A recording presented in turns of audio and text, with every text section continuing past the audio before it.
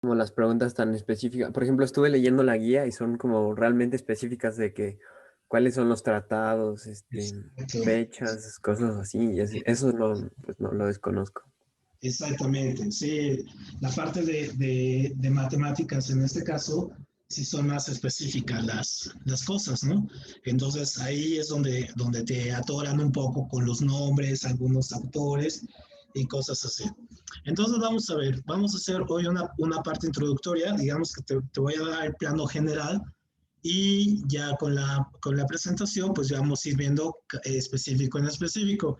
Lo más curioso es que de historia se comienza con algo muy interesante. Se comienza, digamos, con las escuelas, ajá, con las escuelas de historia, ¿no? O sea, más bien esto, así de escuelas de historia, es lo que nosotros conocemos como historiografía, ¿no? Historiografía. De la historiografía básicamente es cómo se interpreta la historia, cómo, qué diferentes épocas y todo se han ido viendo la historia y cómo se ha ido analizando. Después de que vemos las escuelas de historia, los temas ya históricos como tal van a comenzar con la parte de la ilustración. Ajá, con la parte de la ilustración y la parte de la ilustración vemos ahí un anexo que es la parte de la economía, ¿no? La economía, vemos la parte de los filósofos, ¿no? Los filósofos ilustrados, ajá, Montesquieu, Rousseau y todos sus libros y todo este asunto, y luego ya vamos a ver, digamos, la influencia, ¿no? Que tuvo, en este caso, en el mundo.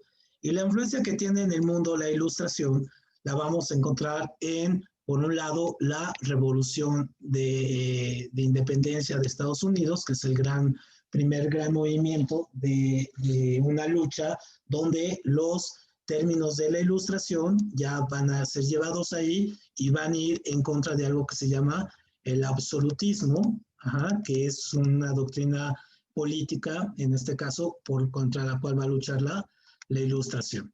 Y luego el otro gran momento es la revolución, en este caso, la revolución francesa, ¿no? Y la revolución francesa, digamos que es más famosa porque tiene varios movimientos, tiene desde las famosas asambleas constituyentes, va a pasar por la época del terror con Robespierre, cuando cortan las cabezas, va a pasar por el directorio, va hasta llegar al imperio de Napoleón. Entonces ahí nos vamos a detener un poco.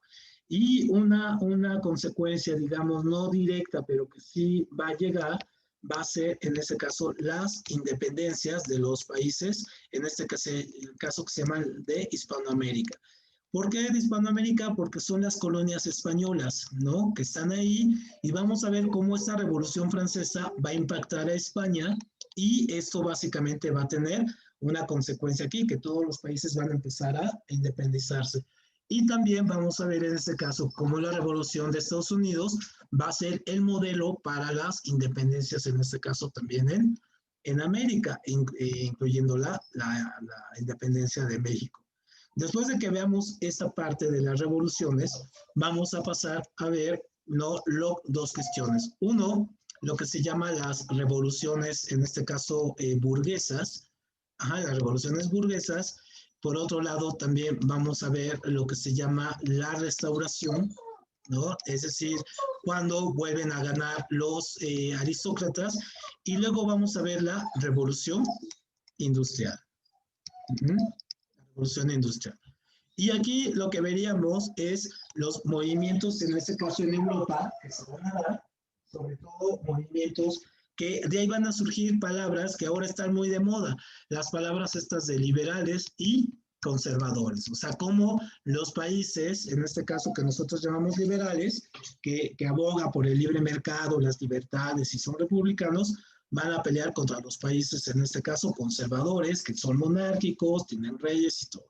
Aquí en la restauración vamos a ver las guerras, en este caso, que van a ir en contra de Napoleón y cómo poco a poco se restaura lo que se llama el viejo régimen o el antiguo régimen. Y en la revolución industrial vamos a ver aquí algunos inventos, ¿no? Los inventos de algunos de sus precursores. Vamos a ver también aquí la parte económica, la parte de la economía, es decir, cómo la revolución industrial pasa de ser un movimiento meramente rural a convertirse en un proceso ya de manufactura, ¿no? Y de que la economía se va a globalizar, es decir, van a empezar a llegar elementos por todas partes. Luego de la revolución industrial, lo que veríamos es dos términos con los cuales vamos a estar bien, luchando mucho, que va a ser el imperialismo, el imperialismo versus, en este caso, lo que nosotros llamamos el colonialismo. Imperialismo contra colonialismo. Y entonces, ¿a qué se refiere estos dos? Vamos a ver que pueden parecer términos iguales, pero sí tienen sus diferencias. El colonialismo va sobre la parte cultural, sobre la parte cultural de dominación cultural de los países. El imperialismo va sobre la parte, en este caso, económica, ¿no? Es decir, tomando a los países económicamente uno a uno. Entonces, eso sería. Hola Margarita, ¿qué tal? Bienvenida. Hola, buenas tardes. Muy bien, buenas tardes. Margarita, perdón el atraso, que tuve. Se me complicó ahí un poco el asunto.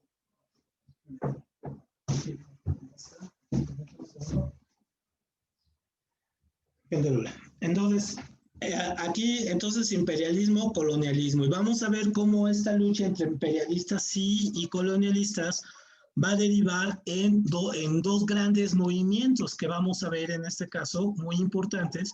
El primer gran movimiento de esta contradicción entre imperialismo y colonialismo va a ser la Primera Guerra Mundial, la Primera Guerra Mundial de 1914 al 18 y la Segunda Guerra Mundial, que va a ir del 39 al 45. Entonces, algo muy importante con estas guerras es que estas guerras las vamos a considerar guerras de corte imperialista, ¿no? Que surgen de acá. Y en realidad, la Primera Guerra Mundial y la Segunda Guerra Mundial son en sí son la misma guerra. ¿Por qué? Porque vamos a ver que son los mismos países los que se enfrentan, nada más que desde diferentes frentes. Aquí vamos a ver a los alemanes, a los italianos, a los austrohúngaros pelear contra los ingleses, los franceses y contra los rusos. Y en la Segunda Guerra Mundial vamos a ver igual a los alemanes, a los italianos y a los japoneses pelear contra los ingleses, los franceses, los rusos que ahora van a ser soviéticos de la URSS y se les va a agregar el nuevo país, bueno, el país poderoso que va a ser Estados Unidos. Entonces, si se fijan, son los mismos países, las mismas alianzas y vamos a ir viendo por qué se volvieron estas alianzas, ¿no? En esta guerra. Y entre esta guerra, aquí vamos a ver muchos elementos, muchos movimientos, que es lo que se le conoce como el periodo, en este caso, periodo entre guerras. Y entonces el periodo entre guerras es muy importante porque en ese periodo entre guerras lo que vemos es el surgimiento de algunos de los movimientos políticos y sociales que más han tenido impacto en la sociedad mexicana, en la sociedad mundial. Por ejemplo, el nazismo, vamos a tener el fascismo, vamos a tener el comunismo, y algo que se llama también el New Deal, ¿no? Es decir, el nuevo trato o la crisis del 29. Entonces, esto lo vamos a ver entre las guerras. Vamos a ver de dónde surge Hitler, quién fue Mussolini, cuál es la importancia de la Revolución Francesa, los pactos entre los países, entre los nazis, los soviéticos, ¿no? Quién fue Roosevelt, quién fue Churchill. Llame que ahorita está esta serie de The Crown, la Corona, entonces sería bueno que vieran por lo menos la primera parte, ¿no?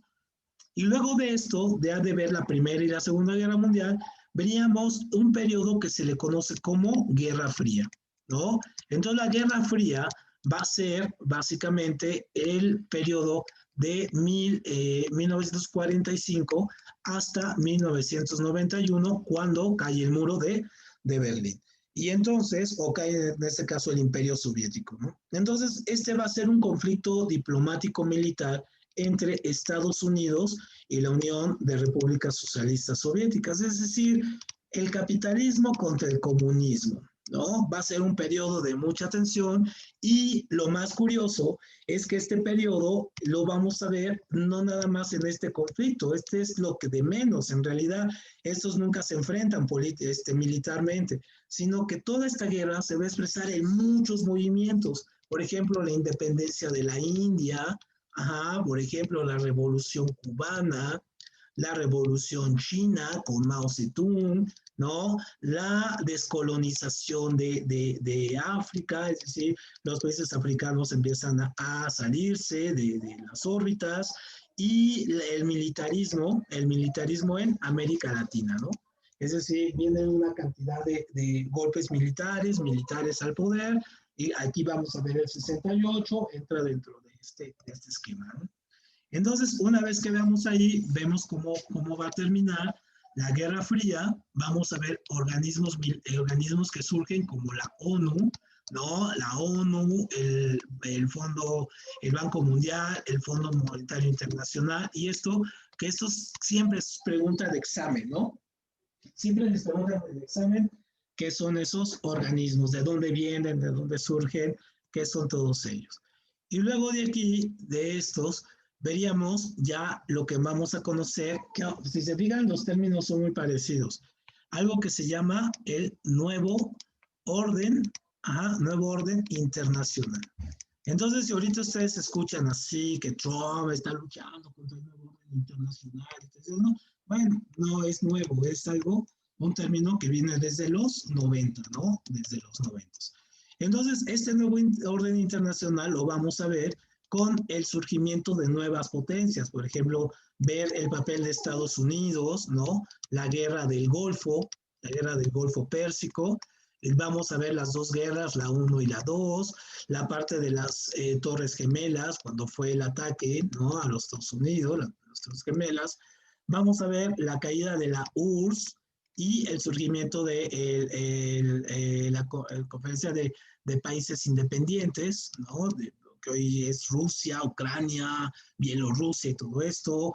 Vamos a ver cómo surge la Unión Europea, ¿no? Que ahora ya ven que ahora ya sale con el Brexit, pues ya hasta quedó un poco atrás, ¿no? Este asunto, llegaríamos hasta el Brexit. Y veríamos, sobre todo, esto es bien importante, Eduardo, porque a ti te cargan mucho la pregunta hacia allá, la parte de los tratados comerciales, ¿no? La parte de los tratados comerciales, es decir, tratados comerciales como el Tratado de Libre Comercio, el Mercosur, el Comecon, ¿no? Es decir, todos los tratados comerciales que hay, ¿no? El APRO, en fin, ¿no? Y luego terminaríamos, en este caso, con que viene en la guía, viene concluyendo con los sucesos recientes, ¿no? La llegada de Obama, la llegada de Putin al poder, en este caso, y lo que van a representar, por ejemplo, los problemas de la globalización. Ajá, la globalización. Entonces, la guía llega hasta allá, ¿no? Muy bien, entonces este sería todo nuestro temario y nuestro marco de temas. Todo esto es lo que vamos a estar viendo, ¿no? Aquí. Estos son, a ver, vamos a hacerlo más chiquito, ¿sí? Para que se vean todos los temas. Ahí está. Estos van a ser todos los temas que vamos a ver. Muy bien, Margarita, ¿tú qué tal andas en historia? Pésima. No, de plano. ¿Qué se celebra el 5 de mayo, Margarita, por ejemplo? ¿El día de la independencia o la batalla del 5 de mayo? La batalla de Puebla. Sí. Y es curioso porque los gringos creen que se celebra el 5 de mayo. Para los gringos es como el día de la mexicanidad, que llaman, ¿no? Celebran como si fuera la independencia. Tú, Eduardo, ¿qué periodo de la historia de este conoces más o cuál te llama más la atención de todos estos que marcamos aquí? Pues el de las guerras mundiales es muy interesante. Ese es el más interesante. De hecho, ese es el más interesante porque viene siendo la parte es la misma guerra, la continuidad y cómo a partir de ahí se van a definir bandos. De hecho, les recomendaría mucho que vieran una película, no sé si ustedes tienen Amazon, o creo que está también en Netflix, una película que se llama 1917, que estuvo en cines hace un año. Justo antes de que comenzara la pandemia estuvo en cines esa película. Entonces les da un poco la idea de lo que vamos a ir hablando cuando veamos de la guerra de las trincheras, la parte de cómo mantenían a los soldados, ¿no? Animados en una guerra infernal ahí, una guerra que los estaba prácticamente acabando. Entonces, un poco vamos a ver esa cuestión, esa película. Y también otra película que les recomendaría, digamos, si quieren ver algo de historia, es una que se llama Las dos reinas, también está en Netflix, me parece, que habla acerca de esta situación cuando llegaron también las guerras entre los ingleses, los franceses, cuando llegó la parte de la ilustración. Entonces, esa sería también muy buena, ¿no? Si le pueden echar un ojo, pues échenle un ojo, les va a gustar. Entonces, déjenme poner aquí la presentación de lo que vamos a ver. Muy bien, a ver, aquí está, 8, aquí está. Muy bien. Vamos a ver, déjenme pasar la presentación aquí. Un segundo. Este es el video. Aquí la presentación, cultura. Ahí está. Y aparte la historia no es tan aburrida. ¿A ti por qué no te gustaba la historia, Margarita? Tengo muy mala memoria Pero ese y es aparte creo que no le encuentro utilidad en mi vida cotidiana, entonces ok. Es que esa es la cuestión, fíjate, esa es la cuestión. La parte de la historia no son fechas, no son fechas ni necesitas la parte de la memoria. Eso es completamente, es más bien relacionar los hechos. Y ahorita lo vamos a ir viendo, déjenme pasarles aquí la presentación. Vamos a ir viendo cómo no tiene nada que ver con fechas, ¿no? Muy bien, bueno, ahí ya ven la presentación, ¿no? Dice revoluciones burguesas, en fin. Muy bien, entonces, el temario comienza con el siglo XVIII. El siglo XVIII también se le conoce como el siglo de las luces. ¿Por qué se le llama el siglo de las luces? Porque en este caso, viene de ilustrar, ¿no? De ilustrar, de iluminar, de iluminar. Entonces, este siglo de las luces, también, ojo, porque así viene una pregunta en examen, también se le conoce como el siglo del racionalismo.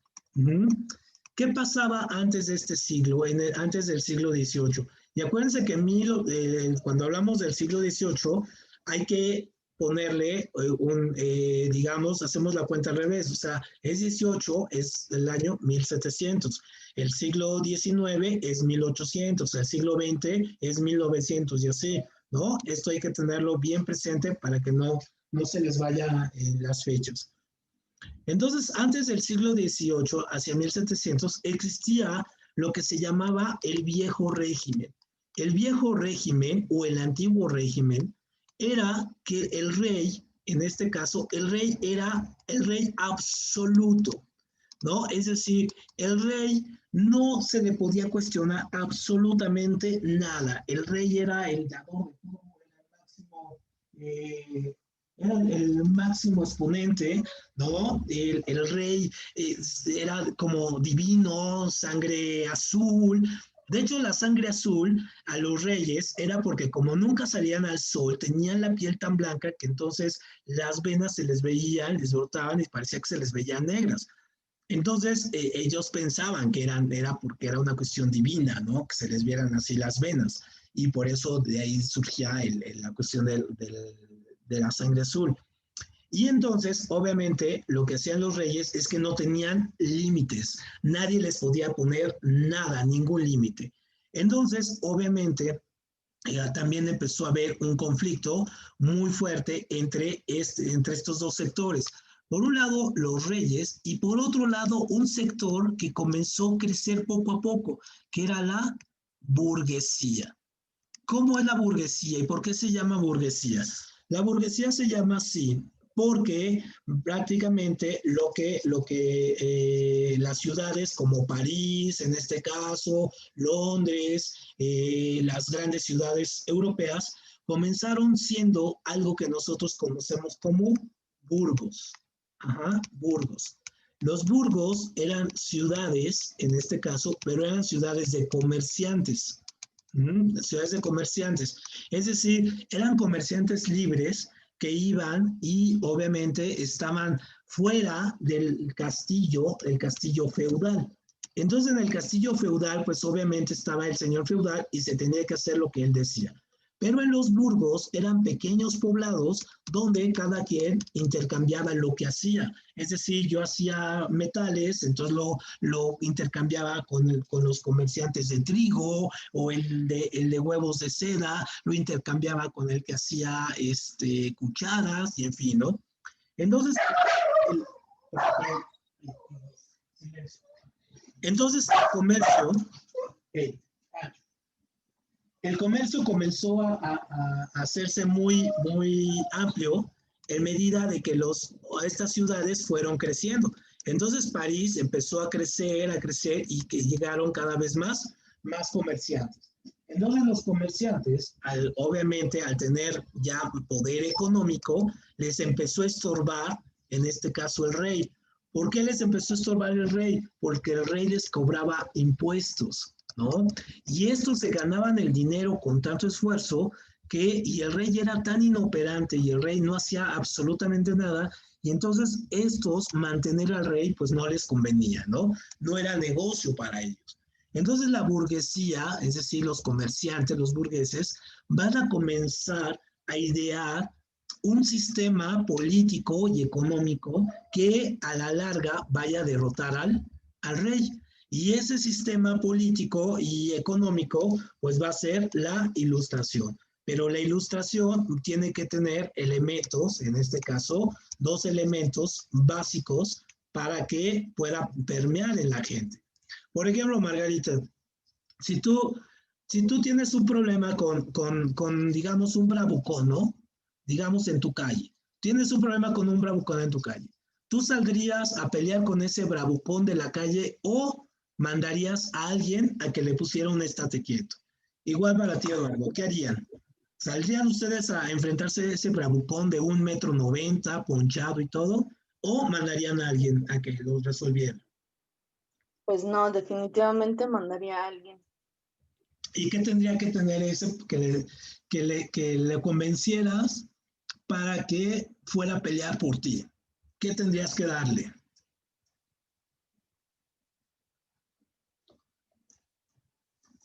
¿Tú qué le darías, Eduardo, a esa persona que iría a pelear por ti en tu nombre?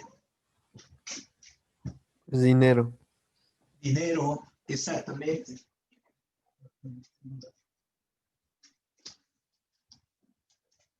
Ajá. Le puedes dar dinero en este caso. Pero los burgueses, vean, nosotros pensaríamos, pues yo le doy dinero a alguien y que vaya a pelear por mí, ¿no? Eso es lo primero que pensábamos. Pero los burgueses, pues si bien tenían dinero, de hecho las grandes catedrales europeas como la de Notre Dame y las de Ketre o todas estas Colonia, todas estas grandes catedrales góticas las construyeron los burgueses y las construyeron de tal manera que eran como elementos de opulencia. Y entonces las gárgolas que nosotros vemos en las catedrales burguesas, estos como espantos ahí, las pusieron los burgueses para que no entraran los pobres, para que los pobres no entraran a sus iglesias, sino solamente entrara la gente, en este caso, que tenía poder. Por eso también, si ustedes ven algunas representaciones de iglesias góticas, no hay sillas, ¿no? Todo el mundo entraba parado, no había sillas, porque si ponían sillas, los pobres podían sentarse y quedarse ahí, ¿no? Entonces, obviamente los burgueses tenían ya, sabían que tenían una posición social y tenían que cuidarlo. Entonces, lo que hacen los burgueses, en lugar de a los pobres darles dinero, les dan algo mejor que dinero, les dan esperanza, ¿no?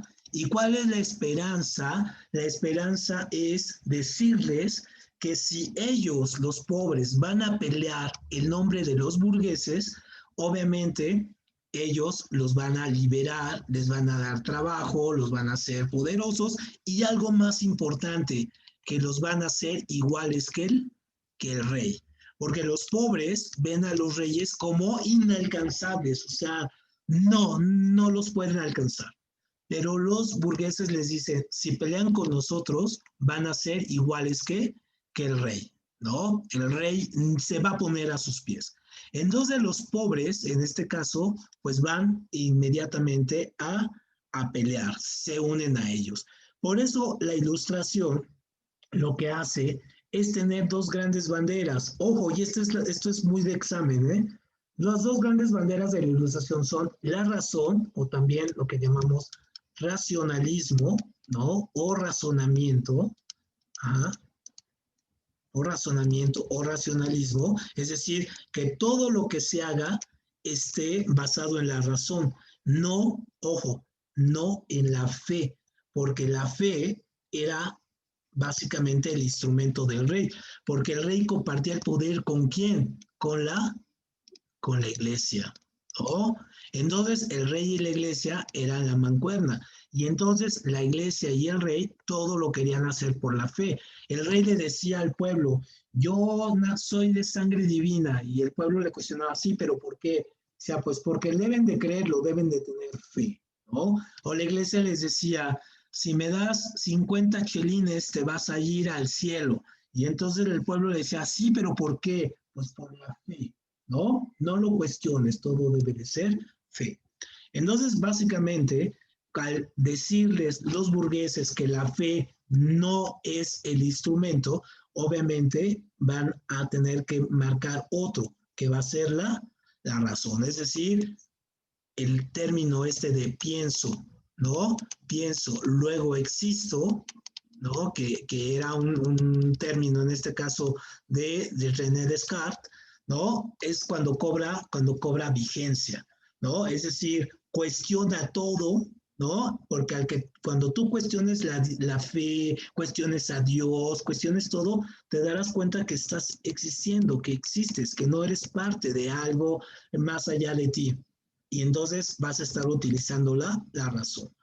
Esa es la primera gran bandera de la ilustración, la razón. Ahorita vamos a verlo más específico, pero esa es la gran bandera. La otra gran bandera con la que cierran esta va a ser la libertad.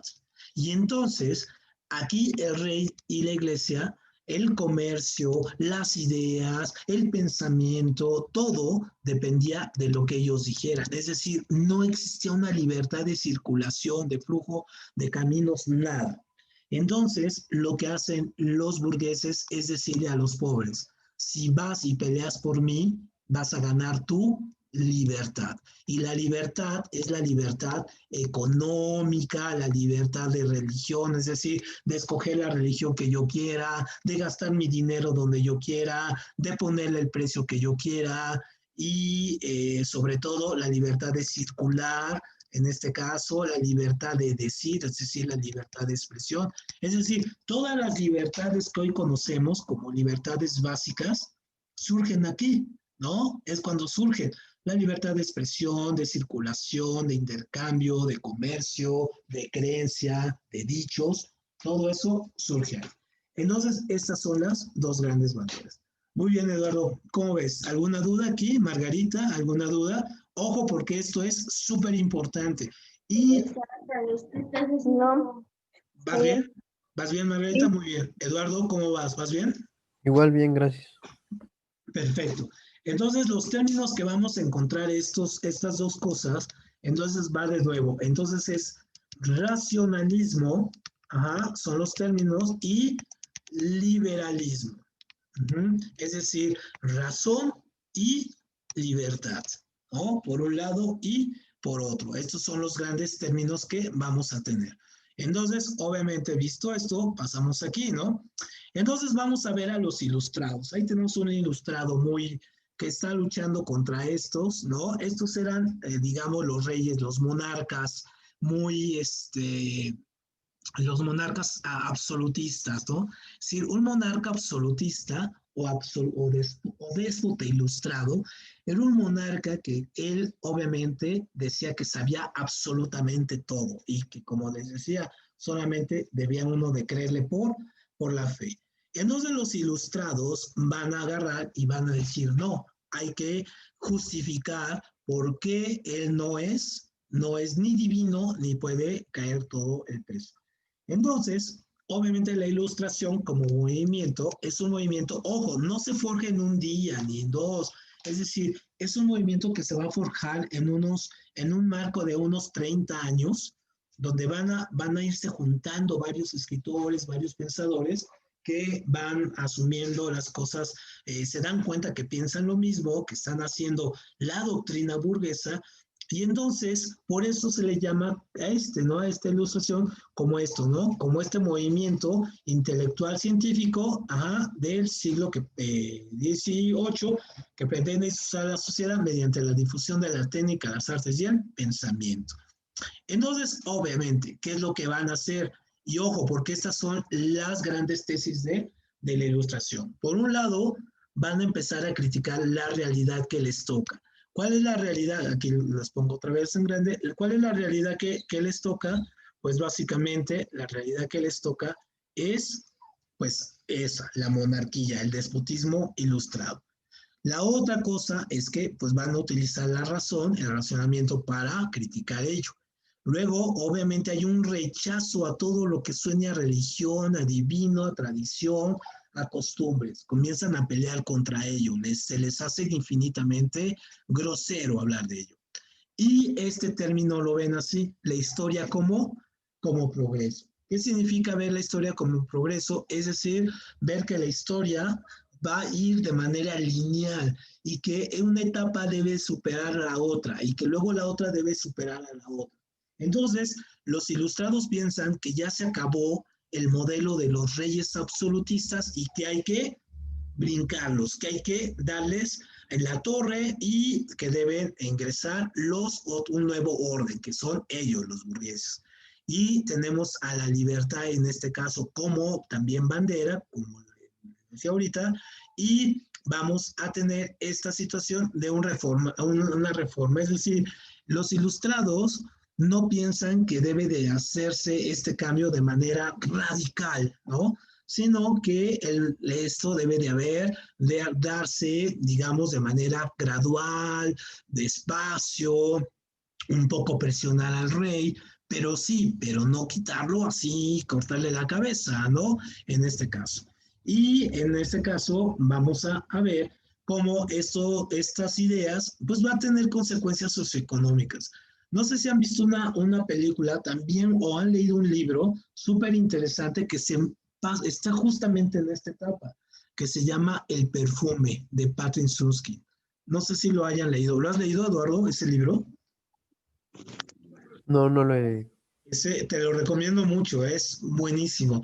O si puedes ver la película, también ve la película, porque te enseña mucho cómo eran estas costumbres del antiguo régimen, estas monarquías decadentes, groseras, llenas de opulencia, con un pueblo en la miseria total, ¿no? Un pueblo totalmente abandonado, sin nada, sin esperanzas y nada de ello.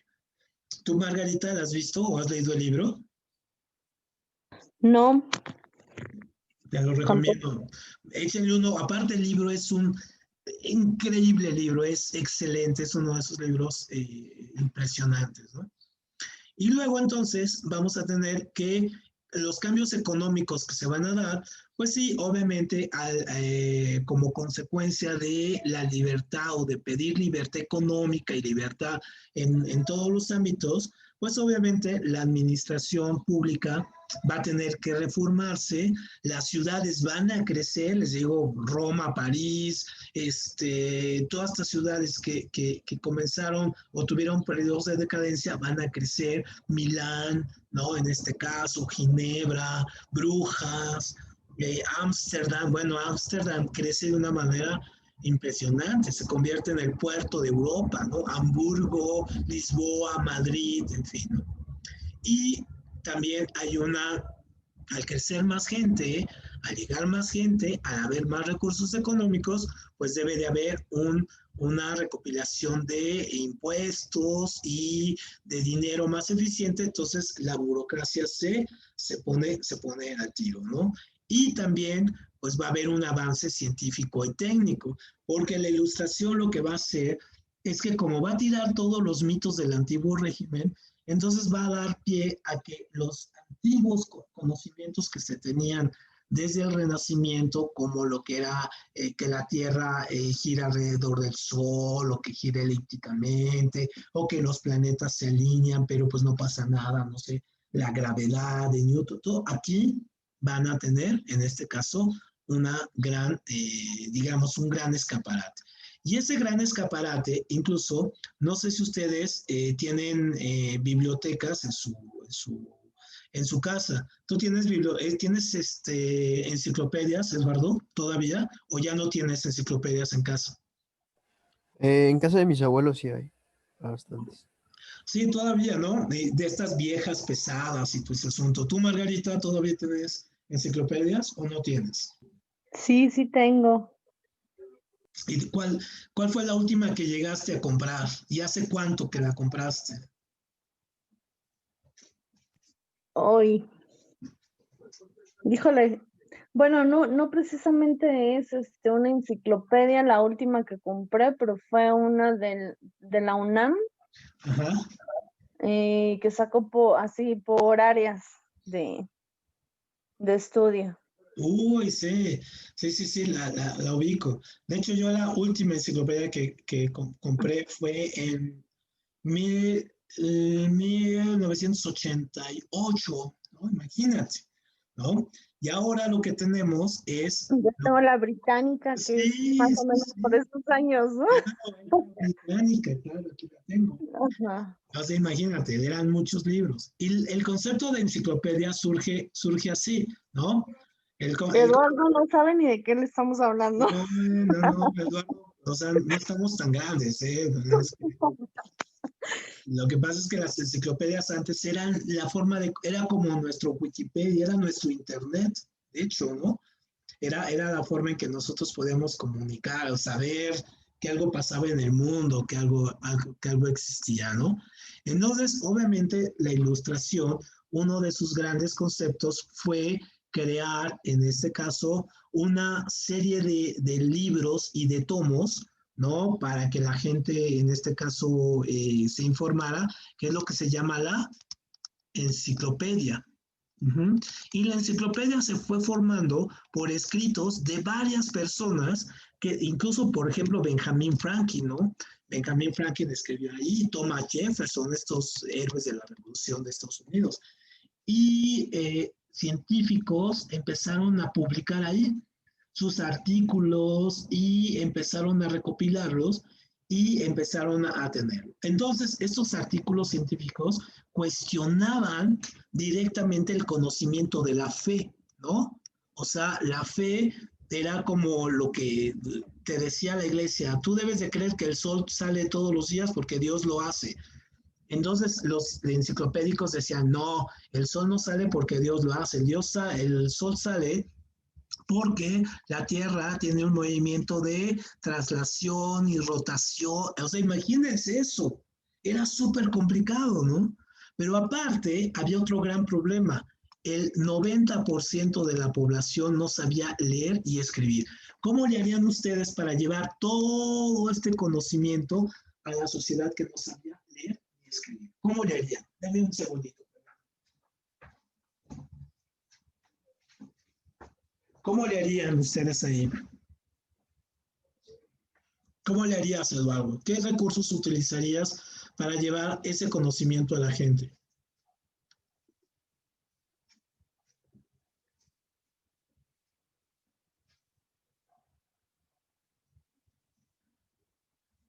¿Tú cómo le harías, Margarita? De hecho, se sigue haciendo este recurso, lo sigue sucediendo. Pues si no saben leer, justamente con ilustraciones, con imágenes, Ajá. en forma verbal. Ah, ya le vas dando, ya le vas dando. En este caso, lo que hicieron los ilustrados y los enciclopédicos fue de que este conocimiento había que llevarlo a toda la sociedad, sobre todo a la sociedad pobre, ¿no?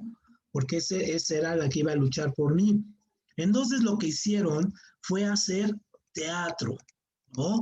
Entonces hacen obras de teatro, mucho teatro, mucho teatro.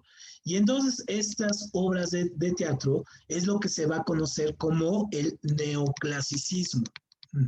El neoclasicismo en términos artísticos es lo que es de la ilustración. El neoclasicismo fue lo que sucedió en el arte. Entonces surge el teatro y pintura y escultura y arquitectura, hasta música, ¿no? Neoclásica. Pero el teatro es la gran bandera porque es cuando surgen, en este caso, algunos, digamos, dramaturgos que van a empezar a hacer obras satíricas, satíricas, y se van a burlar de los reyes, van a burlarse de los reyes y van a poner a los burgueses como los héroes. Entonces así vamos a tener héroes y villanos, pero entonces la gente va al teatro y se muere de la risa viendo las obras, en este caso, de los autores de teatro neoclásico. ¿Por qué? Porque les llevan el conocimiento, que está en la enciclopedia, pero se los ponen en forma de teatro y muchas veces en comedia, ¿no? Entonces, eso es súper importante, ¿no? Después, cuando veamos un poco de literatura, los vamos a ver y vamos a ver ahí a los poniendo escuelas, dice Eduardo. Sí, efectivamente, esa fue la otra, Eduardo.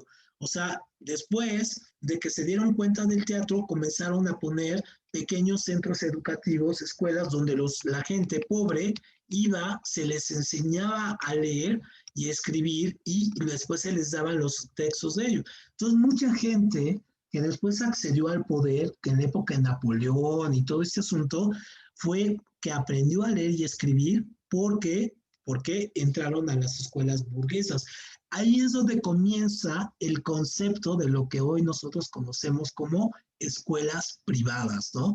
O las famosas escuelas de paga. Ahí es donde empieza, ¿no? Porque la gente después va a empezar a cobrar por enseñarle a la gente. Entonces, obviamente la ilustración pues va a tener algunos elementos, se va a ir impactando a muchos niveles, pero sobre todo va a ir impactando a niveles de otros países. Entonces, por ejemplo, vean aquí vamos a tener, ¿no?, la ilustración. Entonces, los ilustrados franceses, que son los más modernos del siglo XVIII, van a tomar un poco lo que hacen los británicos, de ahí van a tomar la parte económica y van a procesarla. Los ilustrados, en este caso, van a proponer, ojo, y esto es otra cosa súper importante, los ilustrados van a proponer que la única manera de generar riqueza no es por Dios, no es por orden del rey, ni es porque poseas muchas tierras. La cuestión de la riqueza, en este caso, se va a lograr únicamente a través del mercado, ¿no? Este es otro término que vamos a escuchar mucho, el mercado.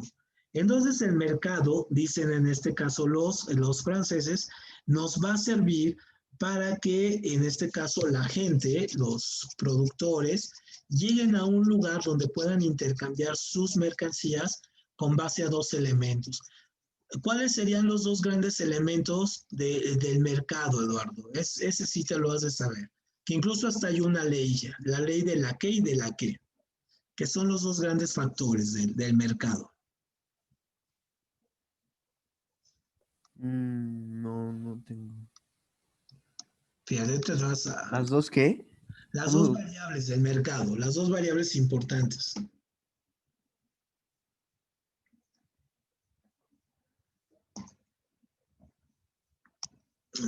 ¿No se acuerdan? Una es la oferta. Yo. Ay. Es mi hijo, ¿eh?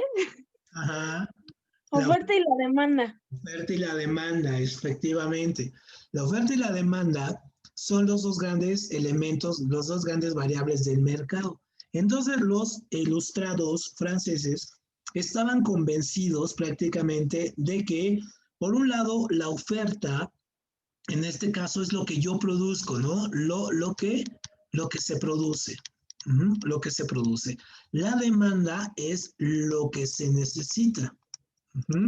Entonces, por ejemplo, la ley de la oferta, si seguimos de la ley de la oferta y la demanda, si yo digo, por ejemplo, yo voy a producir, en este caso, muchas sillas, ¿no?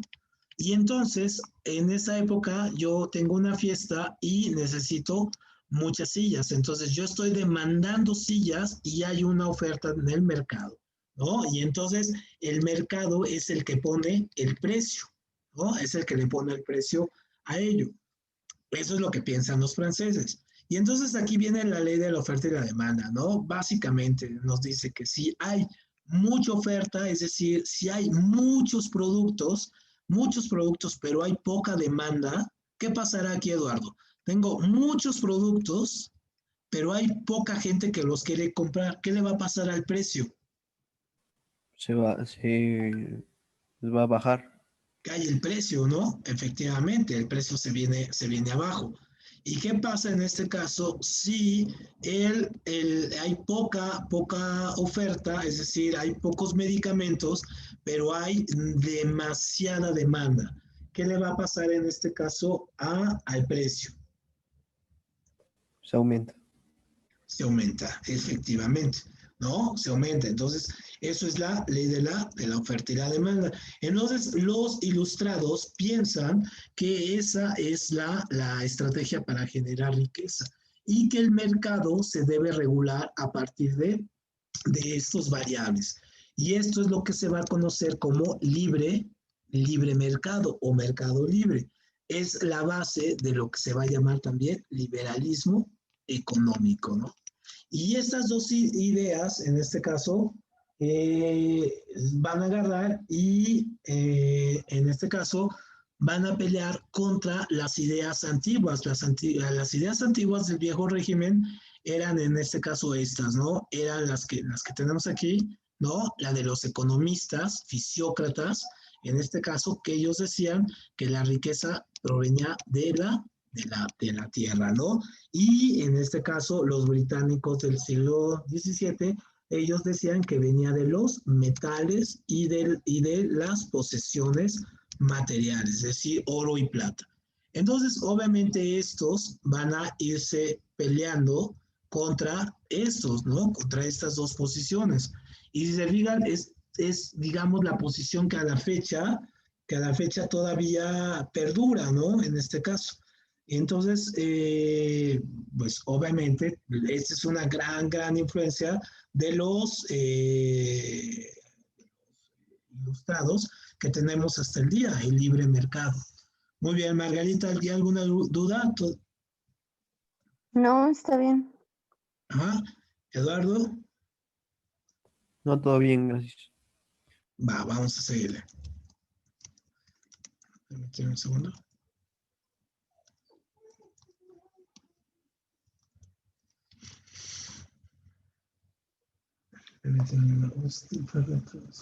Perfecto. Entonces, obviamente, esto va a ir generando, pues sí, obviamente, una respuesta por parte de otros estados, por parte de otros elementos, pero también viene la parte política, ¿no? Y entonces, ojo, porque esto es también tema de pregunta de examen, vamos a examinar a estos personajes. Entonces, ojo, preguntas de exámenes son estas. Los grandes ilustrados van a ser tres. Son Montesquieu, ¿no? Aquí déjenme hacerlo otra vez grande. Aquí tenemos Montesquieu, Montesquieu, Voltaire y Rousseau. Digamos que ellos son los tres grandes padres de la ilustración. Entonces, Montesquieu, él escribe un libro que se llama El espíritu de las leyes. Y en este libro del espíritu de las leyes, de lo que trata básicamente es propone dividir el poder, es decir, quitar la monarquía, ojo, esto es bien importante, quitar la monarquía y dividir el poder en tres grandes sectores. el poder ejecutivo, el poder legislativo y el poder judicial. Es decir, la división de poderes que tenemos ahora en el mundo, en los países republicanos, claro está, se lo debemos a Montesquieu. Y entonces él dice, los reyes no sirven, son ornamentales, entonces hay que separarlos, ¿no? Hay que se queden afuera. Pero el poder ejecutivo debe de, el nombre lo dice, ejecutar, debe de administrar los bienes de la nación. Entonces ahí la propuesta es o un presidente o un primer ministro, ¿no? Que lleve ese poder, el poder de administrar los bienes del Estado. Luego Voltaire, en este caso, él escribe un libro que se llama Las Cartas Persas, donde él propone que la libertad, en este caso de los ilustrados, se lleve a todos los términos, que haya partidos políticos, por ejemplo, así como nosotros tenemos al PRI, a PAN, a Morena y todo ese asunto, Voltaire propone que haya partidos, en este caso, políticos, ¿no? En este caso. Y entonces que haya libertad política, que cada quien compita con sus propias ideas. Y Rousseau, que es el más importante, este es el más importante de todos, Rousseau dice, escribió un libro que se llama El Contrato Social. Y entonces en el contrato social, Rousseau lo que propone es que la sociedad debe de hacer un pacto entre ella y el gobernante para poder tener una armonía social y esté basada en las leyes. Entonces, esta pregunta también viene en su examen muchas veces. Cuando Rousseau dice al principio de su libro, El Contrato Social, todos los seres vivos nacen libres e iguales, sin embargo están sujetos por cadenas. Entonces, libres e iguales, en este caso, pues sí, obviamente es como muy importante porque ahí la gente dice, wow, entonces soy igual que el rey, ¿no? O sea, tengo la misma libertad que el rey. Y en este caso, y soy igual que él. Pero yo tengo algo que me ata por siempre. ¿Qué es eso que me ata por siempre? Pues las leyes. Porque si no tuviéramos leyes, entonces sería todo un caos, todo el mundo haría lo que quisiera, ¿no? Entonces las leyes lo que hacen es que te limitan para que tú no pierdas tu libertad. Entonces, si tú sigues las leyes, no pierdes tu libertad. Si rompes las leyes, pierdes tu libertad y te vas preso, ¿no? Entonces, estos son los tres grandes. Entonces, Rousseau, el contrato social, en este caso, Voltaire, la libertad política en las cartas persas, y Montesquieu, la división de poderes en el espíritu de las leyes, ¿no? Entonces, Rousseau, obviamente, es digamos, el máximo exponente de eso. Y obviamente van a tomar algunas ideas, pasó una moto, van a tomar algunas ideas de algunos de sus contemporáneos, que no necesariamente se vuelven sus rivales, o sea, sino se vuelven, digamos, con sus compañeros de debate, van a empezar a pelear sobre qué funciona mejor, qué no funciona más. Y de hecho la enciclopedia se va creando a partir de estas grandes discusiones. Uno de los grandes contemporáneos de estos tres, ¿no? de Montesquieu, Voltaire y Rousseau, es Adam Smith.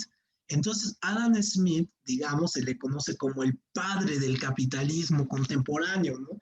Es el que dice esta cuestión del trabajo, la riqueza, la oferta y sí, ya vieron aquí, la oferta y la demanda, el trabajo, obviamente, el interés individual, es decir, que cada persona debe de trabajar y debe generar su propia riqueza, en fin, ¿no?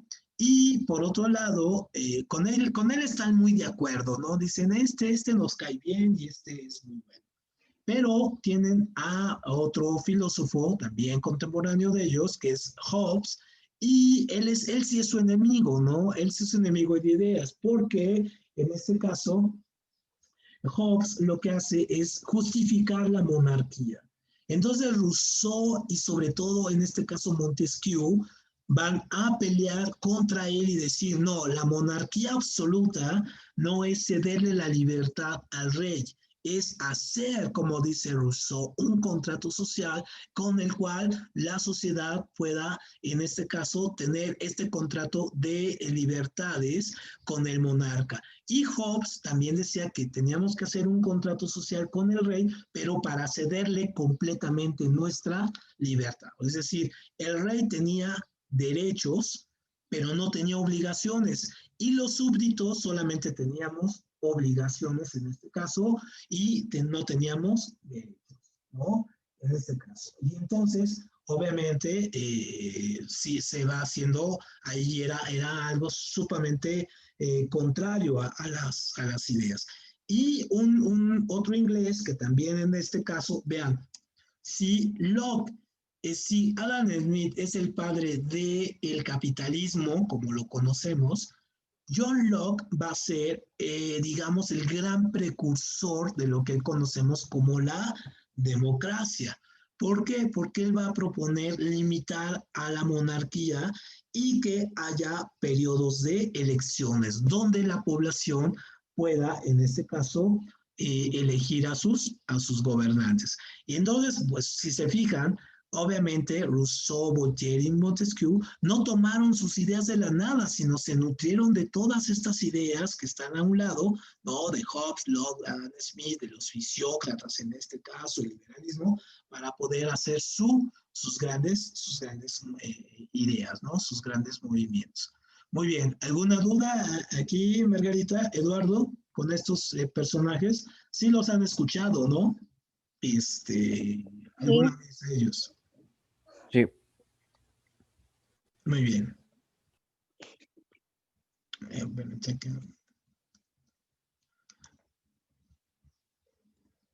Muy bien. Entonces, obviamente, estas son las ideas. Ahora, ¿quién en este caso van a agarrar y qué es lo que va a pasar con ellos? Pues obviamente ellos, estas ideas de estos tres, aquí vemos a Rousseau ahí, ¿no? Haciendo sus ideas, estos van a generar lo siguiente, el gran siguiente movimiento que se va a generar a partir de estas ideas, el primer gran movimiento es la independencia de los Estados Unidos, la revolución de independencia de Estados Unidos. Entonces, obviamente, también es pregunta de examen. No les preguntan fechas ni en ese asunto, con él. Ojo, sino cuáles son sus antecedentes y, obviamente, hacia dónde van. ¿Cuál es la causa de la independencia de Estados Unidos? Pues miren, mientras estamos hablando aquí de Europa, todo esto de la ilustración, ajá, todo esto de la ilustración está pasando aquí en Europa, ¿no? Se está dando acá. Pero los Estados Unidos están acá, ¿no? En América. Y aquí está dividido. Todo esto es de Hispanoamérica, es decir, todo esto es de España, ajá. Y esta parte norte, por un lado, es de los ingleses. Ajá. Y los ingleses estaban muy bien afianzados ahí, todo. Pero bueno, ustedes conocen Norteamérica, es un país, como lo vemos ahora, es enorme, ¿no? Pero lo único que se ocupaba de lo que hoy conocemos de Estados Unidos era este pequeño cachito, ¿no? El cachito que está aquí en la costa este, que son las famosas 13 colonias, es decir, las 13 colonias de migrantes que llegaron 2 siglos antes y que se habían instalado ahí. ¿Y por qué llegaron estas colonias aquí? Y esto nos va a explicar mucho, ojo, vean, muy importante. Esto nos va a explicar mucho por qué la diferencia entre Estados Unidos y los países de Latinoamérica es amplísima, es brutal, porque se explica en este origen. Los colonos que llegaron aquí a las famosas 13 colonias fueron expulsados, en este caso, de Inglaterra. ¿Por qué los expulsaron? Porque ellos proferían una religión que era la religión calvinista. La religión calvinista, en este caso, es una religión protestante, es decir, que surgió del cristianismo, pero que se incendió, es decir, se separó del cristianismo. Y entonces lo que ellos pensaban es que, vean qué radical era, ¿no? Decían, Dios es espíritu. Por lo tanto, Dios es rico en espíritu, pero el hombre es materia, por lo tanto el hombre debe ser rico en materia. Entonces los calvinistas eran estos tipos de personas que trabajaban por sí mismos, trabajaban. Es decir, ellos no esperaban que Dios les viniera a dar la riqueza, sino que ellos generaban su propia riqueza. Entonces ellos trabajaban. Entonces cuando llegan los colonos, había muchas culturas indígenas, acuérdense de Pocahontas y todo este asunto. Entonces lo que hacen con los indígenas, primero es que no se mezclan con ellos, como pasa en Mesoamérica, que llegan los españoles y hay toda esta mezcolanza. No, no se separan, o los matan o los mandan a reservaciones. O sea, o los matan o los reservaciones. Pero no se mezclan, no hay mestizaje, conservan sus creencias.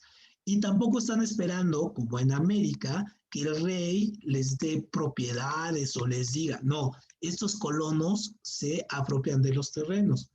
Para que vean un poco cómo se daba este proceso, les recomiendo ver una película que aparte les va a gustar, ¿no? Que se llama La Bruja.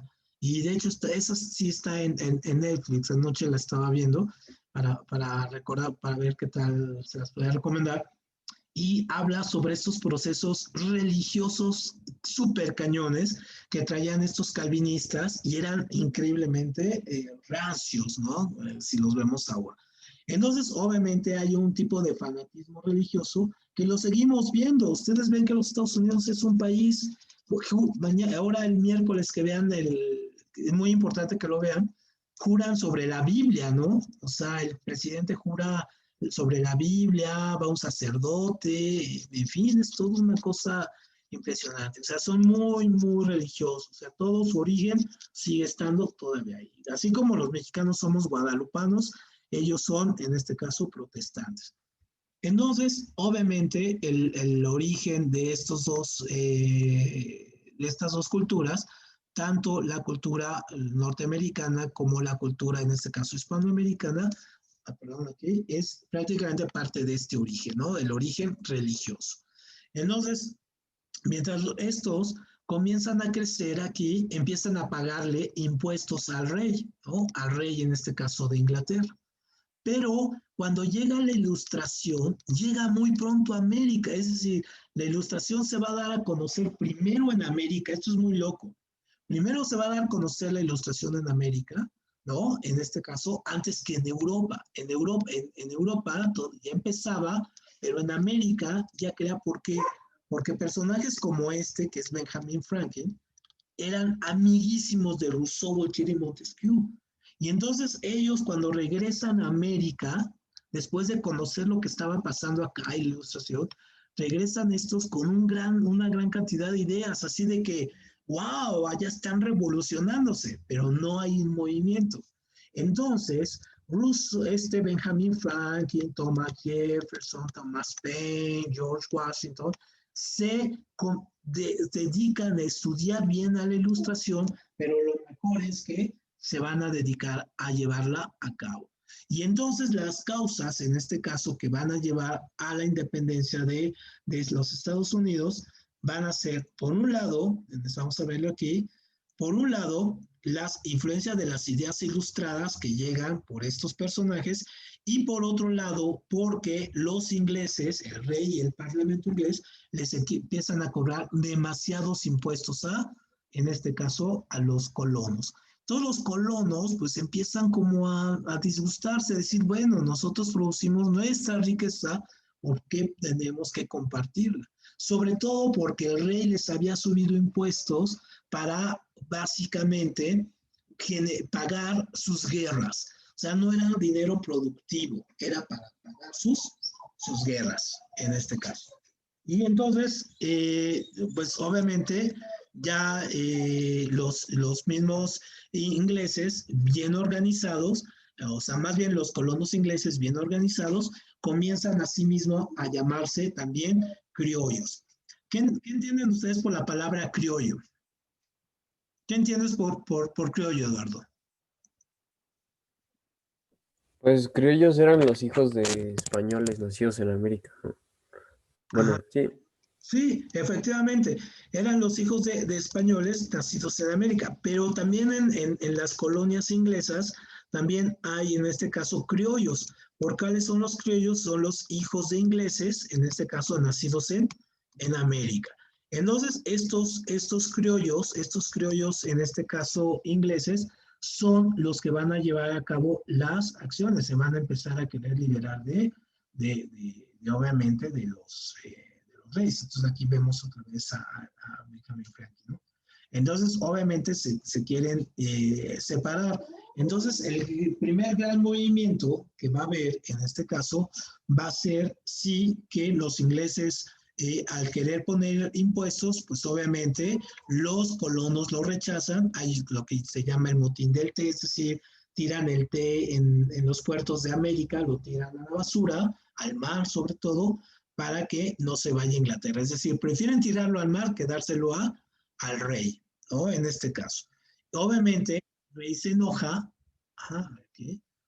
Obviamente, el rey se molesta, ¿no? Porque pues están tirando el botín. Una película que les sirve mucho para darse cuenta, puede sonar de chiste, pero una película que les ayuda mucho a entender esta cuestión de la compañía inglesa, la compañía marina inglesa y cómo eran de poderosos, es la de los Piratas del Caribe, precisamente esta de Johnny Depp y todo ello, porque ahí vemos un poco el poder que tenían. O sea, Inglaterra era la potencia mundial, era lo que es Estados Unidos ahora. Entonces, imagínense a estos colonos ponerse contra el país más poderoso. Entonces, tiran el té, ¿no? El rey les declara la guerra y obviamente los colonos hacen su declaración de independencia. Quizá esta fecha sí es importante, la del 76, 1776, el 4 de julio, obviamente, donde declaran su proceso de independencia. Pero el proceso de independencia pues se lleva varios años, aquí lo vemos, ¿no? Del 76 al 85, como igual la mexicana, ¿no? La independencia de América, de México, pues se llevó también 11 años. Entonces, entre estas guerras va a haber muchísimas batallas. Una de las grandes batallas, en este caso es la de Georgetown, que es donde los ingleses salen derrotados y el reconocimiento de la independencia de Estados Unidos se va a dar hasta el 85, ¿no? 83, perdón, que es cuando ya se convierte en un país poderoso y a partir de ahí, y con esto vamos a terminar hoy, a partir de aquí van a surgir dos grandes digamos, propuestas ideológicas de los Estados Unidos. Uno que se llama el destino manifiesto, el destino manifiesto, y algo que se llama también la doctrina Monroe. ¿Qué significa el destino manifiesto? El destino manifiesto es que los Estados Unidos son el país elegido por Dios para llevar la libertad al mundo, ¿no? Entonces, ellos mismos, con este concepto religioso que tienen, se declaran, ¿no? En este caso, como el país elegido por Dios. Ya no son los judíos, ya no es Israel, ya no son los Estados Unidos. Ese es su destino, ¿no? El destino es que sean los que liberan. Por eso hasta la fecha vemos a Estados Unidos siempre liderando las guerras y llevando esto que la libertad y la democracia, ¿no? Porque ellos se lo creen, ¿no? El otro gran movimiento que va a surgir de esto va a ser la doctrina Monroe, aunque esta va a ser un poquito más adelante, ¿no? Pero la doctrina Monroe es esta que nos dice América para los americanos, ¿no? ¿Qué significa América para los americanos? Obviamente, los Estados Unidos, si se fijan, es un país que no tiene nombre, es una denominación, Estados Unidos de Norteamérica. Entonces, obviamente, los Estados Unidos son toda esta parte de aquí, pues ellos, obviamente, se quedaron con la idea de que todo el continente americano, o sea, no nada más su pedazo, sino que todo el continente americano es de ellos. O sea, les pertenece a ellos, ¿no? Y todo ello. Y que los europeos no pueden tener posesiones en América Latina. Entonces, obviamente, vamos a verlo en la clase posterior, cómo los Estados Unidos apoyaron mucho el movimiento de independencia de México, cómo ayudaron a las independencias de Latinoamérica. ¿Para qué? Para deshacerse de los españoles, de los franceses, de los ingleses, y ellos después quedarse con todo el territorio como hasta la fecha lo tenemos. Muy bien. ¿Cómo ves, Margarita, Eduardo? ¿Qué tal? ¿Ya refrescaron un poquito aquí con esto? Sí. Perfecto, muy bien. Bueno, entonces hoy vamos a quedarnos con esto y para no cansarlos mucho y mañana vamos a empezar con Revolución, en este caso francesa, y vamos a empezar a ver radicales y exponentes de matemáticas. Me decías, Eduardo, que estás viendo la guía, ¿no? Estás haciendo los ejercicios ahorita ya de la guía. Sí, empecé a hacer la parte pues de matemáticas y física. Perfecto, te voy a mandar material ahorita para que le sigas dando por ahí, ¿no? Algunos ejercicios más también, ¿no? Ok. Que tengo ahí. Perfecto. Bueno, entonces nos vemos igual el miércoles, ahora sí, perdón, ahora sí el miércoles a las 5, sin ningún problema, y igual nos quedamos unas 2 horas el próximo miércoles. Ok, Ok. muchas gracias. Oye, Arturo, una duda. Dime. De matemáticas, ¿de qué viene más? ¿Álgebra, aritmética o geometría? Bueno, geometría, A ti sí te cargan un poquito porque viene hasta cálculo, porque Oh, vas para psicología, ¿verdad? Biológicas y sí, la salud, te van a cargar sí. un poquito a límites, vas a llegar a límites nada más. Ves un Ah, poco ya. de mate, pero no importa, aquí le vamos a dar, y si tienes más dudas, pues obviamente nos ponemos de acuerdo para otra clase extra sin mayor problema, ¿eh? No hay problema. Igual tú, Eduardo, ¿eh? Cuando tengas alguna cuestión, algún tiempo y quieras otra clase independiente o personal, me avisas y nos ponemos de acuerdo y esas no tienen costo, ¿eh? Esas no hay ningún problema. Ok, muchas gracias. Órale, Gracias. dale, nos vemos entonces el miércoles y ahorita les mando aquí la sesión, esta y un poquito de la presentación para que la vean. Ok, ok, hasta el miércoles. Muchas gracias. Hasta luego ustedes. Gracias. Hasta Bye. el miércoles, Eduardo y Arturo. Ok, Bye. Margarita. Bye.